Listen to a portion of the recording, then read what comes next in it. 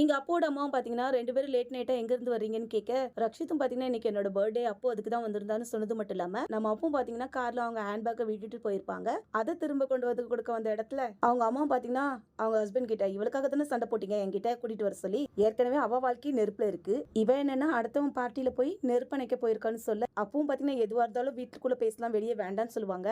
ஆனா அவங்க அம்மா பாத்தீங்கன்னா எதுவுமே கேட்காம இப்ப எதுக்காக நீ மருமகனை விட்டு பிரியணும்னு நினைக்கிறேன் இப்படி நைட்லாம் சுத்துறதுக்கு அப்ப நான் அப்பவும் பாத்தீங்கன்னா நான் பர்த்டேக்கு வருவேன்னு வாக்கு கொடுத்திருந்தேம்மா. நீங்க தானே சொல்லியிருக்கீங்க ஒருத்தங்களுக்கு வாக்கு கொடுத்தா அதுல கரெக்டா இருக்கணும்னு. உடனே அவங்க அம்மா பாத்தீங்கன்னா இதெல்லாம் நல்லா பேசு, நான் சொல்லி கொடுத்தது எல்லாம் ஞாபகம் இருக்குன்னா ஹஸ்பண்ட்க்கு நீங்க கொடுத்த வாக்கு உனக்கு ஞாபகம் இருக்குல்ல, ஜென்ம ஜென்மத்துக்கும் கூடவே இருப்பேன்னு. அது ஞாபகம் இல்ல, ஆனா பாஸ்க்கு கொடுத்த வாக்கு மட்டும் எனக்கு ஞாபகம் இருக்கா? அது மட்டும் இல்லாம ரக்ஷித்தை பார்த்து பெரிய இடத்து பையனா வேற இருக்கீங்க. ஆனா ஏன் உங்க புத்தி இப்படி இருக்கு? அன்னைக்கு என்னன்னா என் மருமகனோட கழுத்தை பிடிச்சி நெரிச்சிங்க, இன்னைக்கு இது வேற.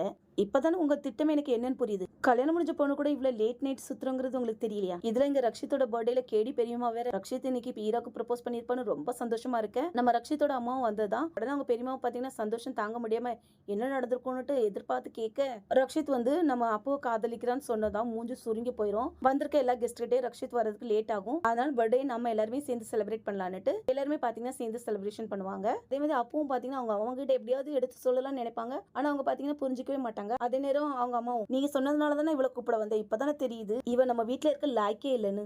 அப்புறம் உன் பின்னாடி நிக்கிறாங்களே இவங்க மாதிரி சமுதாயத்துல உனக்கு நிறைய பேர் கிடைப்பாங்க. ஒரு பொண்ணு தனியா இருக்கா தெரிஞ்சா போதுமே. உனக்கு இப்பவும் டைம் இருக்கு, பேசாம உன் மருமக கூட சேர்ந்து வாழ பாரு.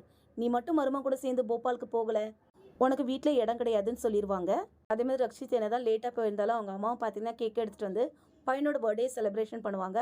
அதே மாதிரி ரக்ஷித்தும் பாத்தீங்கன்னா அம்மா உங்ககிட்ட ஒண்ணு கேட்கட்டா, எவ்வளவு பெரிய பிரச்சனை எனக்கு வந்தாலும் என் முடிவுல நான் சந்தோஷமா இல்லைன்னா நீங்க ஏன் கூட நிப்பீங்களா, இல்லைன்னா எனக்கு எதிராக நிப்பீங்களான்னு கேட்க, உடனே அவங்க அம்மா பாத்தீங்கன்னா இந்த உலகமே உனக்கு எதிராக இருந்தாலும் நான் எப்பவும் உன் கூட தான் இருப்பேன்னு சொன்னதும் நம்ம ரக்ஷித் பாத்தீங்கன்னா ரொம்பவே சந்தோஷப்படுவாங்க.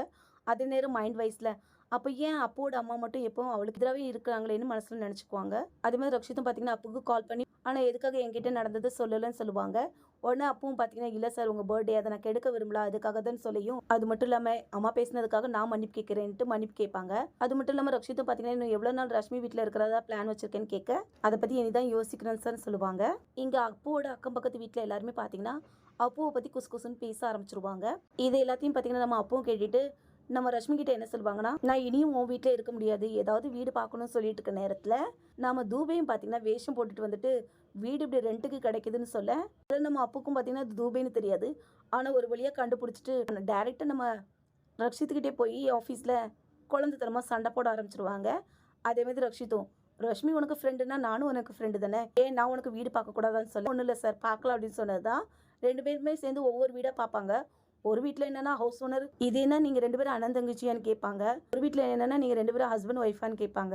எல்லாருமே பார்த்தீங்கன்னா நம்ம அப்போ சிங்கிளா இருக்கிறதுனால வீடு கொடுக்க மாட்டேன்னு சொல்லிடுவாங்க, ஒன்லி ஃபேமிலிக்கு மட்டும் தான் சொல்லியும் நம்ம ரக்ஷித்தும் பார்த்தீங்கன்னா கோபப்பட்டு புரோக்கர் கிட்ட அது என்ன சிங்கிளா இருந்த பொண்ணுக்கு மட்டும் கொடுக்க மாட்டீங்க வீடு, சிங்கிளா இருந்து தேவையில்லாதெல்லாம் பண்றீங்க அவங்களுக்கு வீடு கொடுப்பீங்க, ஆனா சிங்கிளா இருந்து நேர்மை நடந்துக்கணுங்கிற பொண்ணுக்கு மட்டும் கொடுக்க மாட்டீங்களா அப்படி இப்படின்ட்டு கோவப்படையும். உடனே ரப்பும் பார்த்தீங்கன்னா அது அப்படிதான் சார் அப்படின்னு சொல்லி, ஏன் அது என்னவோ சார் பொண்ணுங்களுக்கு நான் மட்டும் நிரந்தரமா ஒரு வீடே இல்லை சார் அப்படின்னு சொல்லுவாங்க.